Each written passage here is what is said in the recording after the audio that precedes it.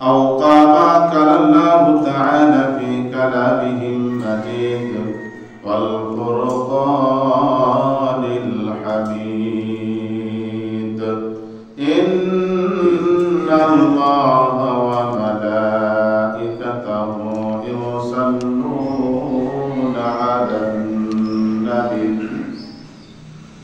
يا أيها الذين آمنوا صلوا عليه وسلموا تسليما সবাই একটু মহব্বতের সাথে দরুদ ইব্রাহিম পাঠ করি اللهم صل على محمد وعلى آل محمد كما صليت على إبراهيم وعلى آل إبراهيم إنك حميد مجيد اللهم بارك على محمد وعلى آل محمد كما باركت على إبراهيم وعلى آل إبراهيم إنك حميد مجيد الحمد لله رب العالمين সমস্ত প্রশংসা তারিফ সত্য শানা যে আল্লাহ সুবহানাহু ওয়া তাআলা অশেষ মেহেরবানি করে আল জুমার দিনে সমাজে অনেকগুলো বান্দাদের মধ্য থেকে যিনি মনোনীত করে বাছাই করে নিয়ে যেই সময় আল্লাহ পাকের হাজারো বান্দা বিভিন্ন জন বিভিন্ন ভাবে ব্যতিব্যস্তর মধ্যে রয়েছে, কেউ দুনিয়ার মধ্যে রয়েছে, কেউ বা শয়তানের ধোঁকায় পড়ে রয়েছে, কেউ দোকানে, কেউ মাঠে ময়দানে বিভিন্ন ব্যতিব্যস্তর মধ্যে রয়েছে। এই সমস্ত প্রতিকূল অবস্থা থেকে পারে করে যে মহামুনিব আল্লাহ পাকের ডাকে সাড়া দিয়ে সর্বাগ্রে মসজিদ ঘরে আসার তৌফিক দান করলেন, আমরা সেই মহান রবের শুকরিয়া তার আদায় স্বরূপ সকলে সমস্যারে বলছি আলহামদুলিল্লাহ। কত বড় লাখ কোটি দরুদ তাসলিমা বর্ষিত হোক যিনাকে পৃথিবীতে আল্লাহ রাব্বুল আলামিন প্রেরণ করেছেন, ওয়া আরসালনাকা ইল্লা রাহমাতাল লিল আলামিন। এই পৃথিবীতে গোটা বিশ্ববাসীর জন্য যিনাকে রহমত হিসাবে প্রেরণ করেছেন, আমাদের সেই আখিরি জামানার পয়গম্বর জনাবে মুহাম্মদ রাসূলুল্লাহ, সেই নবীর উপরে দরুদ ও সালামের লক্ষ্যে সকলেই পড়ছি সাল্লাল্লাহু আলাইহি ওয়াসাল্লাম। সুপ্রিয় উপস্থিতি, আমরা আজকে জুমার দিনে উপনীত হয়েছি আজকে যে আরবি নতুন একটা মাসে আমরা উপনীত হয়েছি, আরবি রজব মাস। আজকে আরবি রজব মাসের 3 রজব 1446 হিজরি। আপনাদের তারিখ মনে থাকার জন্য সুবিধা করে গেছে এই মাসের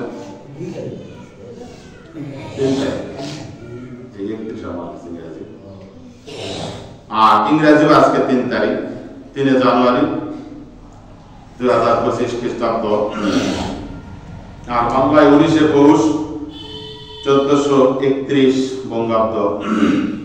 আমরা আজকে জুমায় যে বিষয় খুতবা আলোচনা শুনব, এমন একজন সাহাবীর জীবনী, কিয়ামতের মাঠে যখন হিসাব নিকাশ শুরু হয়ে যাবে, সর্বপ্রথম আল্লাহ রাব্বুল আলামিন আমাদের হাবিবকে বলবেন, হাবিব আপনার উম্মতকে দেওয়া বিচার শুরু হয়ে যাবে। সেই সময় আল্লাহ রাব্বুল আলামিন যিনাকে সর্বপ্রথম বিচারের কাঠগড়ায় দাঁড় করাবেন, তিনি হলেন ইসলামের প্রথম খলিফা হযরত আবু বকর সিদ্দিক রাদিয়াল্লাহু আনহু। এই আবু বকরের জীবনী সম্পর্কে আমরা কিছু কথা শুনবো, যে তিনি ইসলামে গ্রহণ করার পূর্বে কেমন অবস্থায় ছিলেন, ইসলাম গ্রহণ করার পরে তার ঈমান আকীদা কেমন হয়েছে, ইসলামে তিনি কি কাজ করেছেন। এই হযরত আবু বকর রাদিয়াল্লাহু 573 খ্রিস্টাব্দে কুরাইশ বংশের তাইম গোত্রে জন্মগ্রহণ করেন। আমাদের রাসূল সাল্লাল্লাহু আলাইহি ওয়াসাল্লাম কত খ্রিস্টাব্দে জন্মগ্রহণ করেছিলেন? 570। তাহলে 70 আর 73 পাশাপাশি বয়সের ব্যবধান হওয়ার কারণে এই আবু বকর রাদিয়াল্লাহু আনহু এবং আমাদের নবী জনাব মুহাম্মদ রাসূলুল্লাহ সাল্লাল্লাহু আলাইহি ওয়াসাল্লামের শৈশব থেকে একটি তাদের মধ্যে বন্ধুত্ব সম্পর্ক ভাবপূর্ণ গড়ে উঠেছিলেন। আমাদের রাসূল সাল্লাল্লাহু আলাইহি ওয়াসাল্লাম নবুয়ত পাওয়ার পূর্বে আবু বকরের সাথে তার একটা গভীর বন্ধুত্ব সমবয়সী হওয়ার কারণে ইসলাম গ্রহণের পূর্বে আবু বকর সেই যুগে তিনি ছিলেন সত্যবাদিতা, ন্যায়পরায়ণতা এবং ইসলাম গ্রহণের পূর্বে তার বিশ্বস্ততা এবং আবু বকরেরও আমানতদারিতা ছিলেন। যে গুণাবলী আমাদের রাসূল সাল্লাল্লাহু আলাইহি ওয়াসাল্লামের মধ্যে কিছু গুণাবলী ছিলেন, সেই গুণাবলীর কিছু অংশ আবু বকরের মধ্যে, সেই ইসলাম গ্রহণের পূর্বে আবু বকরের মধ্যে সেই গুণাবলী ছিলেন। এমনকি আমাদের রাসূল সাল্লাল্লাহু আলাইহি ওয়াসাল্লামের সঙ্গে নিয়ে আবু বকর রাদিয়াল্লাহু ব্যবসার উদ্দেশ্যে তিনি অন্য দেশেও পাড়ি গেছেন এবং ব্যবসা বাণিজ্য রাসূল সাল্লাল্লাহু আলাইহি ওয়াসাল্লামের সাথে পরিচালনা করেছেন। আবু বকর রাদিয়াল্লাহু সেই সময় মক্কার বিখ্যাত ধনী ব্যক্তিদের মধ্যে অন্যতম একজন বিশিষ্ট ব্যবসায়ী ছিলেন। আবু বকরের কাপড়ের বিশিষ্ট একজন ব্যবসায়ী ছিলেন। ক্রমান্বয়ে আমাদের রাসূল সাল্লাল্লাহু আলাইহি ওয়াসাল্লাম যখন নবুয়ত পেলেন, নবুয়ত পাওয়ার পরে আল্লাহ পাকের বাণী যখন প্রচার করা শুরু করলেন, সর্বপ্রথম গোপনে গোপনে বাণী যখন প্রচার করা শুরু করলেন, তার প্রিয় বন্ধু হযরত আবু বকর রাদিয়াল্লাহুকে যখন এই নবুয়তের কথা বললেন, আবু বকর রাদিয়াল্লাহু যেহেতু বন্ধু, আগে থেকে তার সাথে চলাফেরা উঠা বসা করত, এই সম্পর্কের কারণে এবং দুইজনের কিছুটা চিন্তা চেতনা এক ছিলেন। আর রাসূল সাল্লাল্লাহু আলাইহি ওয়াসাল্লামের সাথে বন্ধুত্ব, রাসূল ইসলামকে সেই সময় মক্কার লোকেরা তাকে আল আমিন বলে ডাকতো, বিশ্বাসী করত। এই জন্য আবু বকর রাদিয়াল্লাহুকে সর্বপ্রথম যখন তাওহীদের দাওয়াত দেওয়া হয়েছে, আবু বকর রাদিয়াল্লাহু বিনা দ্বিধায় ইসলামের দাওয়াত পূরণ করেছে। বলি আলহামদুলিল্লাহ। এই আবু বকর রাদিয়াল্লাহু ইসলামের দাওয়াত গ্রহণ করলেন। রাসূলুল্লাহ সাল্লাল্লাহু আলাইহি ওয়াসাল্লামের সাথে ক্রমান্বয়ে ইসলামের দাওয়াত প্রচার করতে শুরু করলেন। শুধু ছিলেন আবু বকর, আবু বকর রাদিয়াল্লাহু আল্লাহ রাসূলের সাথে ইসলাম প্রচারের কাজে বিভিন্নভাবে সাহায্য সহযোগিতা করতে লাগলেন। এমন অবস্থায় আমাদের রাসূল সাল্লাল্লাহু আলাইহি ওয়াসাল্লাম যখন মেরাজে গিয়েছিলেন, মেরাজ থেকে বাইতুল্লাহ থেকে বাইতুল মুকাদ্দাস থেকে আরশে আজিম 7 আসমান পেরিয়ে আল্লাহর সাথে সাক্ষাৎ করে যে আল্লাহ রাসূল আবার পৃথিবীর বুকে এসেছিলেন, আসার পরে আবু জেহেল, সেই সময় রাসূলের চাচা আবু জেহেল, যেহেতু রাসূল সাল্লাল্লাহু আলাইহি ওয়াসাল্লাম ইসলামের বাণী প্রচার করতেন, প্রতিদিন প্রতিক্ষণে তার কাছে কোনো বই আসতেন, সেটা প্রচার করতেন। আবু জেহেল সকালে মুহাম্মদকে বলছেন, মুহাম্মদ সাল্লাল্লাহু আলাইহি ওয়াসাল্লাম, তোমার কাছে নতুন কোনো বার্তা এসেছে নাকি? আল্লাহ রাসূল বলেন, চাচা হ্যাঁ, আমার কাছে নতুন বার্তা এসেছে। আমি আজকে রাতে এই বাইতুল্লাহ থেকে বাইতুল মুকাদ্দাস, সেখান থেকে 7 আসমান পেরিয়ে আরশে আজিমে ঘুরে আল্লাহর সাথে সাক্ষাৎ করে আমি এই দিন এসেছি। আবু জেহেল তখন বললেন, ভাতিজা, আমি মনে করতাম তুমি আগে পাগল, কিন্তু কোনো প্রমাণ ছিল না, আজকে প্রমাণ পাওয়া গেল যে তুমি বদ্ধ পাগল। বলি নাউযুবিল্লাহ। কারণ আবু জেহেল সেই সময় মনে করেছিলেন বাইতুল্লাহ থেকে বাইতুল মুকাদ্দাস যেতে যে সময় লাগে, সেই সময় দ্রুত শক্তিশালী ঘোড়ার সেই সময় যেতে লাগে 15 দিন। আবু জেহেলের মাথার ভিতরে কোনো কাজ করলো না, এই জন্য বললেন তুমি বদ্ধ পাগল। বলি নাউযুবিল্লাহ। এই আবু জেহেল বলে, ভাতিজা, তুমি যে কথা বলছো এই কথা কি আমি অন্য কাউকে বলতে পারি? এই কথা যে তুমি বিরাজ করে এসেছো। আল্লাহ রাসূল বললেন, চাচা, অবশ্যই আপনি মানুষের কাছে আমার এই কথা বলতে পারেন। আবু জেহেল তখন চিন্তা করলো যে সর্বপ্রথম তার ঘনিষ্ঠ বন্ধু আবু বকরকে যদি বোঝান যায় তাহলে আমার কাজ ভালো হবে। আবু বকরের বাড়িতে গেলেন, আবু বকরকে বললেন, আবু বকর, তুমি শুনেছো নাকি তোমার রাসূল এইরকম মেরাজ করে এসেছেন? আবু বকর আবু জেহেলকে বলে, আবু জেহেল, আমার রাসূল কি সত্যি কথা বলেছেন যে তিনি মেরাজ করে এসেছেন? আবু জেহেল বলে, হ্যাঁ, আমি এক্ষুনি শুনে আসলাম তিনি মেরাজ করে এসেছেন। আবু বকর বলেন, আবু জেহেল, আমার রাসূল যদি মেরাজ করে আমার এই কথা যদি বলে, আমি আবু বকর এটার উপরে পূর্ণ বিশ্বাস স্থাপন করলাম। বলি আলহামদুলিল্লাহ। রাসূলের কাছে আসলেন, আসার পরে বললেন, ইয়া রাসূলুল্লাহ, আপনি নাকি মেরাজ করে এসেছেন? আল্লাহ রাসূল বললেন, আবু বকর, আমি মেরাজ করে এসেছি রাত্রিতে, কিন্তু তুমি এই মেরাজের কথা কোনো প্রশ্ন জিজ্ঞাসা করলেন না যে ইয়া রাসূলুল্লাহ, আপনি কিভাবে মেরাজে গেলেন, এত দূরত্বের পথ কিভাবে গেলেন, কিভাবে জান্নাত জাহান্নাম দেখলেন, কোনো প্রশ্ন করলেন না। আবু বকর কোনো প্রশ্ন না করে বিনা দ্বিধায়, বিনা বাধায়, বিনা দ্বিধাচিত্তহীনে যেহেতু এটা বিশ্বাস করে নিয়েছো, আবু বকর, তুমি আজ থেকে আবু বকর নয়, তুমি আজ থেকে আবু বকর সিদ্দিক রাদিয়াল্লাহু আনহু। আবু বকরকে সিদ্দিক উপাধি আল্লাহ রাসূল সাল্লাল্লাহু আলাইহি ওয়াসাল্লাম দিলেন। সিদ্দিক শব্দের অর্থ মহাসত্যবাদী। আবু বকরের সাথে রাসূল সাল্লাল্লাহু আলাইহি ওয়াসাল্লাম ইসলামের বাণী প্রচার করতে করতে যেই সময় মক্কার কাফিরেরা প্রতিষ্ঠিত হয়েছিলেন কাফেরদের অত্যাচারে, প্রতিষ্ঠিত হয়েছিলেন আল্লাহর ইঙ্গিতে। রাসূলুল্লাহ আবু বকরকে জানালেন, আবু বকর যে কোনো মুহূর্তে আমাদেরকে হয়তো হিজরত করা লাগতে পারে, একটু সজাগ থাকো। সংক্ষেপে বলছেন আল্লাহ রাসূল সাল্লাল্লাহু আলাইহি ওয়াসাল্লাম এই কথা আবু বকরকে বলছেন আল্লাহর নির্দেশে। আমাদের রাসূল সাল্লাল্লাহু আলাইহি ওয়াসাল্লাম যেই দিন মক্কা থেকে হিজরতের উদ্দেশ্যে বের হলেন গভীর রাত্রিতে, আবু বকরের দরজায় গিয়ে আস্তে করে চতুর্দিকে কাফের মুশরিকরা ঘিরে ধরেছে। আবু বকরের দরজায় গিয়ে আস্তে করে নক করে বলছে, আবু বকর বাসায় আছো নাকি, ঘুমাচ্ছ নাকি? আস্তে করে বলছে, একবার ডাক দিয়েছেন। আবু বকর সঙ্গে সঙ্গে বলছে লাব্বাইক ইয়া রাসূলুল্লাহ। আবু বকর গেট খুলে দিয়েছেন। আল্লাহ রাসূল বলেন, আবু বকর আমাদেরকে এখনই হিজরতের জন্য চলে যেতে হবে, চতুর্দিকে কাফের মুশরিকরা আমাদেরকে ঘেরাও করে রেখেছে। আবু বকর ব্যাপারটা বুঝলাম না, আমি এত আস্তে করে ডাক দিলাম যাতে কাফের মুশরিকরা শুনতে না পায়, আর একটা ডাকের বেশি তোমাকে দেওয়া লাগলো না। আবু বকর তুমি কি ঘুমাওনি? আবু বকর বলেন, ইয়া রাসূলুল্লাহ যেই দিন আপনি বলেছেন আমাকে হিজরত করা লাগতে পারে, আর আমি হিজরতের সঙ্গী হিসাবে আমি আবু বকর আপনার সাথে থাকতে চাই, সেই দিন থেকে আমি আবু বকর, আমি যখন দিনের কাজ শেষে যখন বাড়িতে আসি, আমি কোনোদিন খাটে ঘুমাই না, চকিতে ঘুমাই না, আমি এই দরজার দেওয়ালে হেলান দিয়ে দিয়ে আমি আবু বকর রাত্রি পার করে দেই। বলি সুবহানাল্লাহ। এই হলো আবু বকর ঈমান আনয়ন করার পরে তার পরিবর্তন কেমন হয়েছিলেন। এই হলো আবু বকর। হযরত আয়েশা রাদিয়াল্লাহু বর্ণনা করেন, পূর্ণিমা রাত্রিতে আয়েশা এবং রাসূল সাল্লাল্লাহু আলাইহি ওয়াসাল্লাম ঘর থেকে বের হলেন। পূর্ণিমা রাত্রিতে আকাশ বেশ পরিষ্কার। আয়েশা রাদিয়াল্লাহু আকাশের দিকে তাকায়, আর আকাশের দিকে তারকারাজি, অসংখ্য তারকারাজি। আয়েশা গণনা করতে শুরু করে দেয়, 1 2 3 4 5 10 20 এভাবে আয়েশা গণনা করতে শুরু করে দেয়। তারকারাজি যখন আয়েশা গণনা করতে শুরু করে দেয়, আল্লাহ রাসূল বলেন, আয়েশা তুমি আকাশের তারকারাজি গুণে কি শেষ করতে পারবে? আল্লাহ রাব্বুল আলামিন আকাশে লক্ষ লক্ষ তারকারাজি সৃষ্টি করেছেন, আয়েশা তুমি তারকারাজি গুণে কখনো শেষ করতে পারবে না। আয়েশা বলেন, ইয়া রাসূলুল্লাহ আকাশে যে এরকম লক্ষ লক্ষ তারকারাজি রয়েছে আমি গুণে শেষ করতে পারবো না।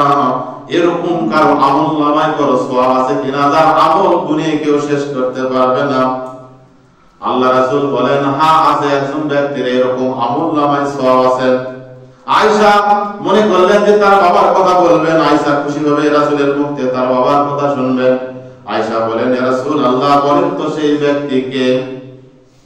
আল্লাহ রাসূল বলেন, সেই ব্যক্তি হলেন হযরত ওমর ইবনুল খাত্তাব রাদিয়াল্লাহু আকবার। আয়েশা রাদিয়াল্লাহু ওমর ইবনুল খাত্তাবের কথা শোনার পরে মুখটা একটু মলিন হয়ে গেল। তিনি মনে করেছিলেন আমার বাবা ইসলাম গ্রহণ করার পরে যত কষ্ট করেছে, যা ত্যাগ তিতিক্ষা করেছে, আয়েশা ভেবেছিলেন যে আমার বাবার কথা হয়তো আল্লাহ রাসূল বলবেন, কিন্তু ওমরের কথা বললেন। আয়েশার মুখটা একটু মলিন হলো। আল্লাহ রাসূল বুঝতে পারলেন। আল্লাহ রাসূল আয়েশাকে বলছে, আয়েশা আমি বুঝতে পেরেছি তোমার বাবার কথা বলিনি, তোমার বাবা আবু বকর এই রকম নেকি নয়, তোমার বাবার আমলনামায় কিয়ামতের দিন আবু বকরের পর থেকে আমার পর থেকে যত উম্মত এই পৃথিবীতে আসবে, কিয়ামতের পূর্বে যত উম্মত আসবে, সকল উম্মতের যত নেকি হবে সব নেকি যদি এক পাল্লায় রাখা হয়, আর তোমার বাবা আবু বকরের নেকি যদি এক পাল্লায় রাখা হয়, আয়েশা আবু বকরের নেকি সেটাও বেশি হয়ে যাবে। বলি সুবহানাল্লাহ। এই হলেন আবু বকর রাদিয়াল্লাহু আনহু। তার সাথে কেউ কোনো ইবাদতে দানে কোনো সাহাবীরা করেননি। আল্লাহ রাসূল সাল্লাল্লাহু আলাইহি ওয়াসাল্লাম সাহাবীদেরকে বললেন, ও আমার সাহাবীরা তোমরা শোনো, যদি কারো মানুষ, যদি সমাজে রাষ্ট্রে কোনো মানুষ যদি বৃদ্ধা হয়ে যায় অথবা বৃদ্ধ হয়ে যায়, তার সেবা শুশ্রূষা করার মতো কেউ না থাকে, আর যদি কোনো ইমানদার ব্যক্তি বিনা পারিশ্রমিকে ওই বৃদ্ধ বা বৃদ্ধা যদি কোনো খেদমত করে, আল্লাহ রাসূল বলেন 10 বছর নফল ইবাদত করলে যে সওয়াব হবে তার আমলনামায় সমপরিমাণ সওয়াব দান করবেন। আল্লাহ রাসূল সাল্লাল্লাহু আলাইহি ওয়াসাল্লাম বলেন, যারা কেউ ইতিম, অসহায়, বৃদ্ধ, বৃদ্ধার পারিশ্রমিক যারা যদি কারো সেবা করে, আল্লাহ রাসূল বলেন সেই ব্যক্তি আমার সাথে জান্নাতে থাকবেন। এই কথা যখন আল্লাহ রাসূল বললেন, আল্লাহ রাসূলের কথা বলার পরে সেই সময় সাহাবীরা এই রকম মানুষকে খুঁজে খুঁজে তাদের ইবাদত, তাদের শুশ্রূষা, খেদমত করার জন্য প্রতিযোগিতা চলতেন। আবু বকর রাদিয়াল্লাহু যখন খেলাফতের দায়িত্ব পালেন, প্রথম খলিফা হিসেবে দায়িত্ব পালেন, সেই সময় সাত টাঙ্গে দেওয়া হতো মসজিদের ওয়ালে যে এই সমাজে বা রাষ্ট্রে কয়জন অসহায় মানুষ রয়েছে, বৃদ্ধ বৃদ্ধা রয়েছে, আর তাদের কে কে খেদমত করবে তাদের পাশে নাম লিপিবদ্ধ করে রাখতেন। একটা নাম ফাঁকা রয়েছে। ওমর ইবনুল খাত্তাব রাদিয়াল্লাহু মনে করলেন যে এই মানুষের সেবা শুশ্রূষা করার মতো কেউ নাম লেখে নাই, আমি তাদের খেদমত করব। মানুষের ঠিকানা, বৃদ্ধার ঠিকানা জোগাড় করলেন। জোগাড় করার পরে হযরতে ওমর ইবনুল খাত্তাব রাদিয়াল্লাহু কি করলেন, ফজরের নামাজ পড়ার পরে সেই ঠিকানা অনুপাতে বৃদ্ধার বাড়িতে গেলেন। যায় সালাম বিনিময় করার পরে বললেন, মা, বৃদ্ধা মা, তোমার বাড়ির কি কাজ আছে, আমাকে কি কাজ করতে হবে বলো, আমি তোমার বিনা পারিশ্রমিকে তোমার কাজ করে দেওয়ার জন্য এসেছি। কারণ সেই সময় কূপ থেকে পানি তুলতে হয়, বৃদ্ধ মানুষেরা পানি উঠাতে পারে না, গাছ থেকে ডাব কাটতে হয়, অনেক কার্যক্রম কাজ করতে হয়। এই বৃদ্ধা মহিলা বলছেন কে তুমি? বলছে আমি ওমর ইবনুল খাত্তাব, খাত্তাবের ছেলে ওমর। বলে, বাবা, তুমি আসার পূর্বে একজন যুবক মানুষ আসে আমার পরিবারের, আমার এই ঘরের যত কাজ ছিল সব কাজ করিয়ে গিয়েছে, আমার এখন আর কোনো কাজ নেই। বলে ওমর ইবনুল খাত্তাব বলে, তার নাম কি? বলে না, সে নাম বলে না, কোনো পরিচয় দিতে চায় না, এবং মাথায় একটা রুমাল দিয়ে আমার বাসার সকল কাজগুলো করে গিয়েছেন।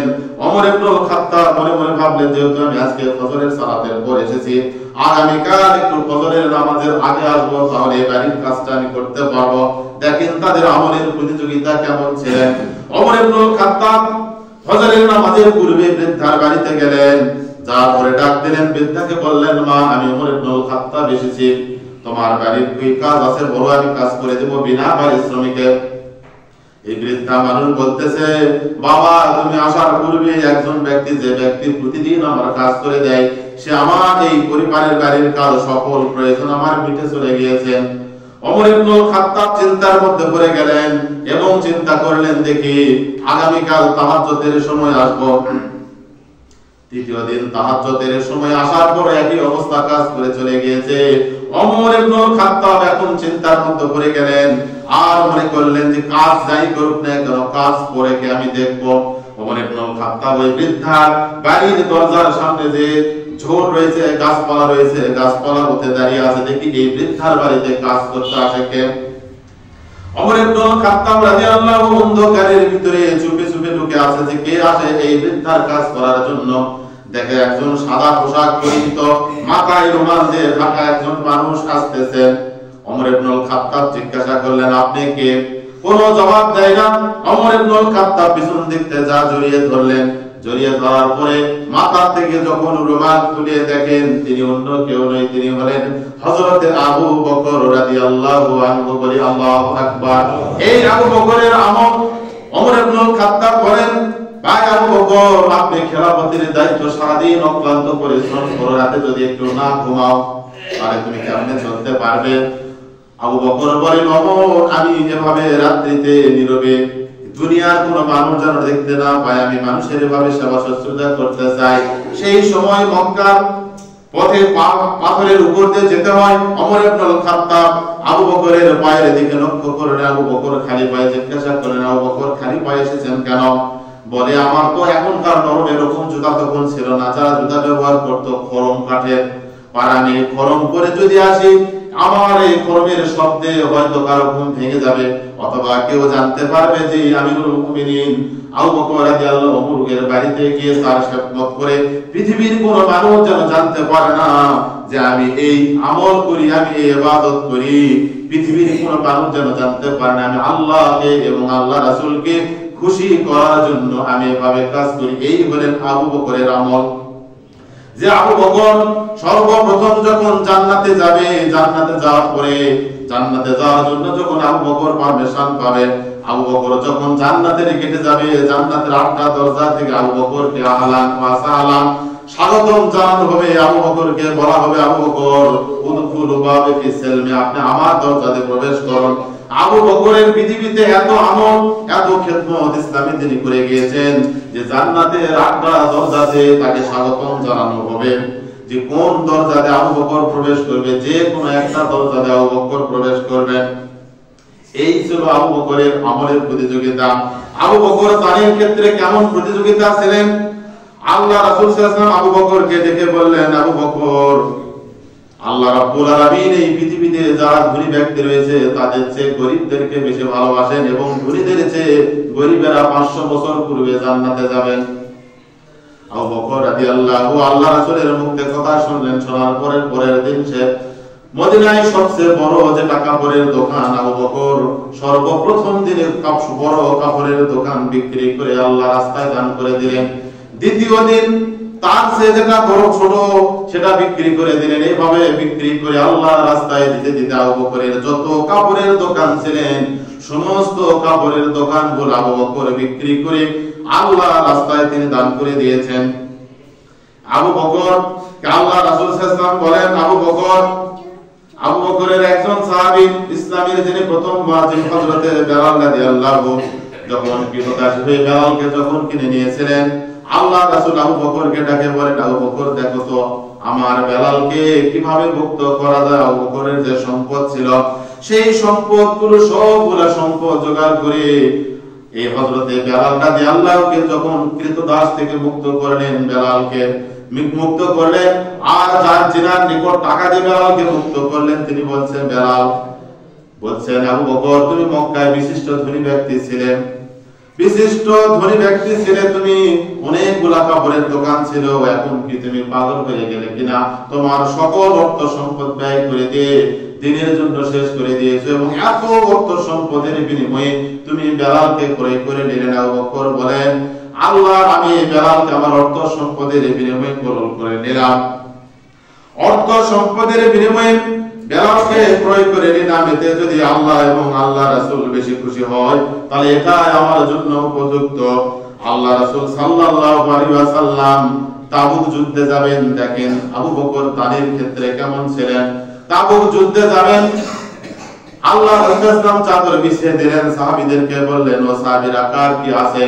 তাবুক যুদ্ধে যাব, অনেক অর্থের প্রয়োজন। সকল সাহাবীরা যার যে অর্থ রয়েছে দান দেওয়া শুরু করে দিলেন। ওমর ইবনুল খাত্তাব রাদিয়াল্লাহু সেই দিন মনে করলেন, আমি কোনদিন আবু বকরকে কোনো কাজে হারাতে পারিনি, আজকে আমি হারাবো। আবু বকরের এখন এমন অর্থ সম্পদ নেই, ওমর ইবনুল খাত্তাবের অনেক অর্থ সম্পদ আছে। ওমর ইবনুল খাত্তাব মনে করলেন, আমার যত অর্থ সম্পদ আছে অর্থ সম্পদগুলা একবার একত্র করে আমার যত সম্পদের অর্ধেক আমি এই তাবুক যুদ্ধের জন্য দিয়ে দেব। আমি আজকে আবু বকরকে দানের ক্ষেত্রে হারাবো। সকলে দান করলেন। তারপরে আল্লাহ রাসূল ওমর ইবনুল খাত্তাবকে বললেন, ওমর তুমি কি দান করেছো আর বাসায় কি রেখে এসেছো? ওমর ইবনুল খাত্তাব বলেন, ইয়া রাসূলুল্লাহ আমি আমার জাগতিক সম্পদ বলতে যা বোঝায় তার এই সম্পদের অর্ধেক আজকে আপনাকে যুদ্ধের জন্য দিয়ে দিলাম, আর অর্ধেক সম্পত্তি আমি বাড়ির জন্য রেখে এসেছি। ওসমান রাদিয়াল্লাহু জিজ্ঞাসা করা হলো, ওসমান তুমি কি পরিমাণ সম্পদ আজকে দান করেছো?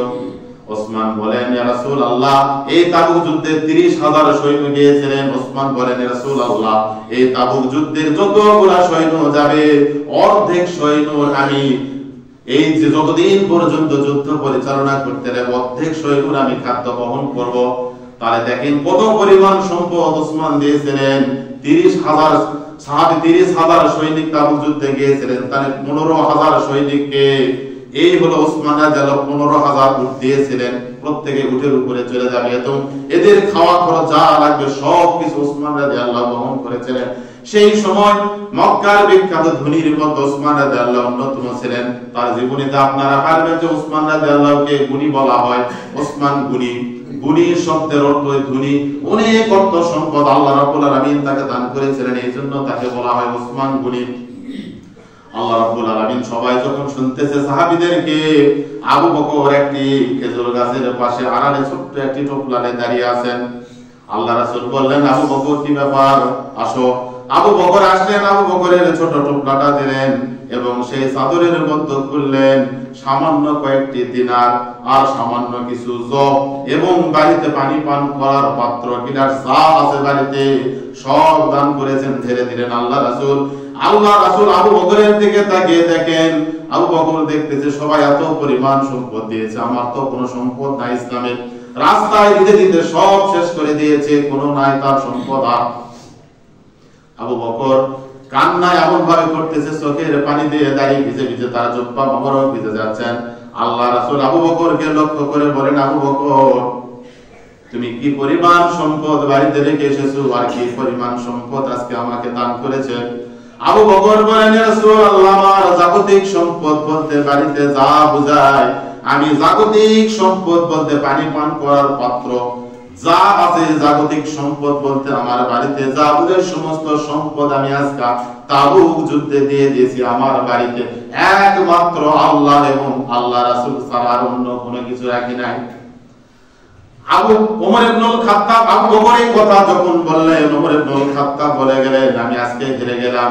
আবু বকরের যা আছে সব দিয়েছেন, পৃথিবী যতদিন টিকবে আবু বকরের এই দানকে কেউ অতিক্রম করতে পারবে না। পারবে কি? কারণ তার যা ছিল ওমর খাত্তাব অর্ধেক দিয়েছেন, ওসমান 3 ভাগের 1 ভাগ অথবা অর্ধেক সৈন্যর খাদ্য দিতে চেয়েছেন, কিন্তু আবু বকর রাদিয়াল্লাহু তাআলা জাগতিক যা সম্পত্তি ছিল, এক শ্বাস খাবে, এক মুঠো খাবে, এরকম খাবার তার ঘরে রাখেনি। তার জীবনীতে পাওয়া যায় যে তিনি একটি সুচ পর্যন্ত বাড়িতে রাখেনি। জাগতিক সম্পত্তি যা ছিলেন, এই জাগতিক সব সম্পত্তি তিনি তাবুক যুদ্ধে দান করেছেন। ওমর ইবনুল খাত্তাব সেই দিন বলেছেন যে আজ যেহেতু তারা পারেনি, কোনদিন পৃথিবীতে থাকা অবস্থায় আবু বকরকে কেউ কোনদিন দানে এবং ইবাদতে কেউ হারাতে পারবে না। এই হলেন আবু বকর, ইসলাম গ্রহণ করার পরে ইসলামের এই খেদমত করেছেন। আমরা আবু বকর সম্পর্কে আল্লাহ রাসূল বলেন, আরহাম উম্মতি বিউম্মতি আবু বকর, আমার উম্মতের মধ্যে সবচেয়ে নরম এবং কোমল মানুষ হলো আবু বকর।